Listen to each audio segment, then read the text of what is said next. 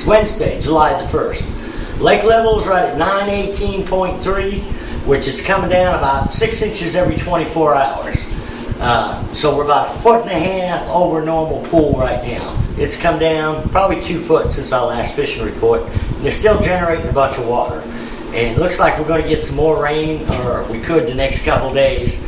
Beaver Lake is still real full, so even if we don't get the rain, we're still going to have quite a bit of generation, I think, for another week or so. Water temperature, it's actually about 82 to 85 degrees, depends where you're at.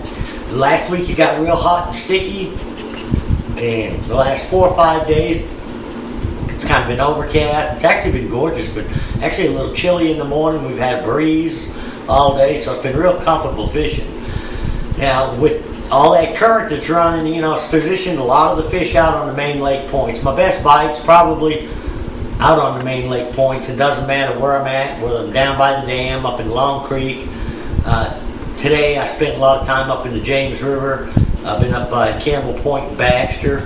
Now the rivers are all in real good shape. As far as water color, I haven't found any real muddy water. Most of it's settled out, and they've been moving so much water through the lake that there's actually clearer water coming in behind it, so a lot of that stained water is working its way down to Kimberling City and Baxter area. Now with that current and everything, what's kind of been crazy, and most of the other guys I talked to, we've really been struggling up till about 9 o'clock. And it seems like from about 9 o'clock to 1 o'clock is our best bite, which is kind of odd for the summertime. I don't know what the deal is for sure, but you can get bit in the morning some. There's still a little bit of a topwater bite. You can still find a few fish schooling every once in a while. Not as many as we were a week or two ago. But some of the fish, if I find some fish that are schooling and can't catch them, if they'll just swat at the bait, if you'll pick up a little fluke and any kind of shad color, like a smoking shad, albino, or even a white with a little black flake. I'm just rigging it up on a spinning rod with 6 or 8 pound line with a 4-rod hook, throwing that right out there on the surface and working it around any fish that have been surfacing. Seem like for some reason they're biting that fluke a little bit better than they are hard bait. Now most of my drop shot fish has probably been the most consistent bite, and I'm catching a lot more fish closer to the bottom.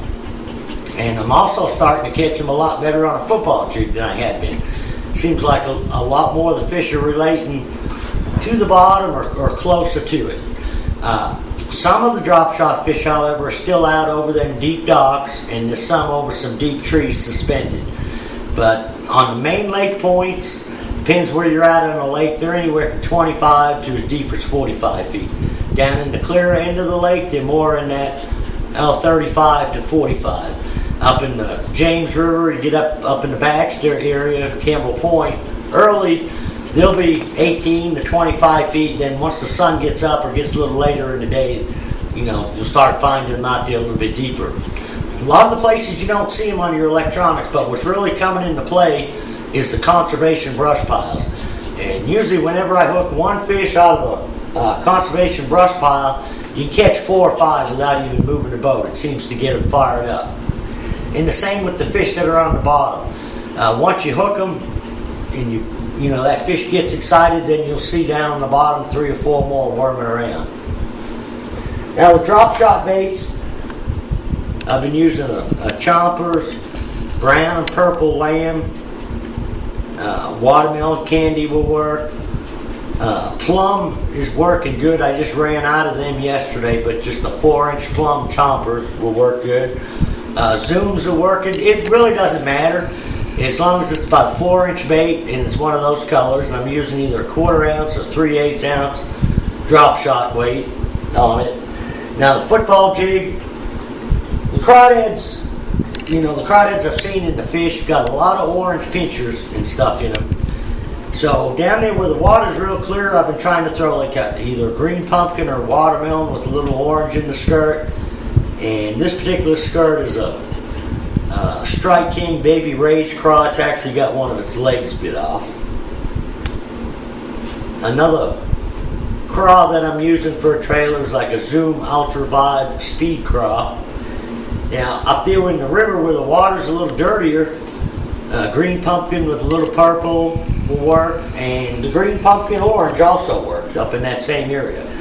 Now, on the main lake, like from Kimberling to the dam, I'm catching them fish anywhere from 25 to 35 feet of water. Now, you can catch fish shallower, but from what I'm finding is the majority of the fish that I'm catching up shallow, especially early, a smallmouth and Kentuckies. Almost everything that I'm catching on the drop shot out there deeper and the football jig, a 2 pound fish, 2 to 2 1/4 pound fish, a little bit better quality. And I found the same thing to be true up to James today.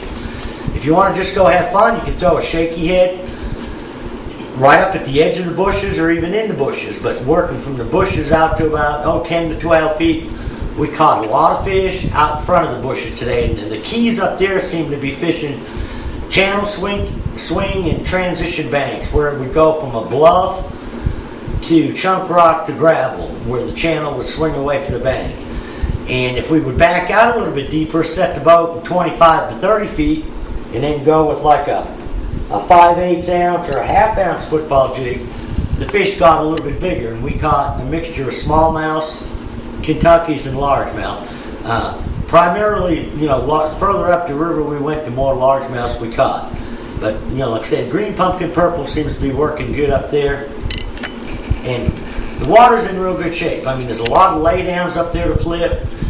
You got some bushes if you want to flip bushes, or you can just fish on the outside edge of the bushes.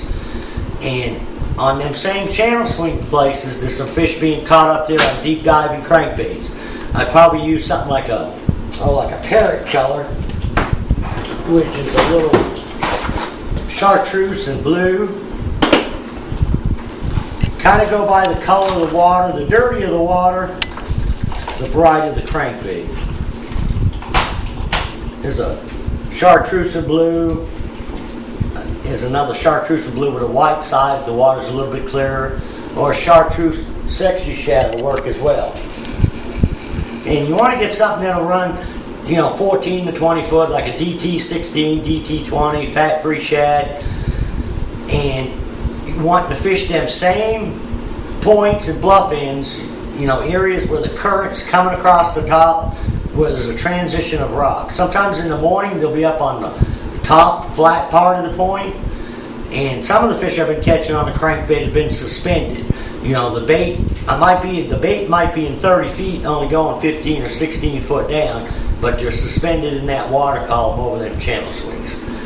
So, it's going to be a busy weekend, but I found if I stay away from the dam area, get up into the James between Campbell Point and Baxter, which I think the fishing's better anyways, a lot less boat traffic, and it's not quite as crazy as it is from like Kimberling City down to the 86 Bridge. That seems to be the busiest area. But just be safe out there this weekend and have fun. Until next week, good luck, good fishing.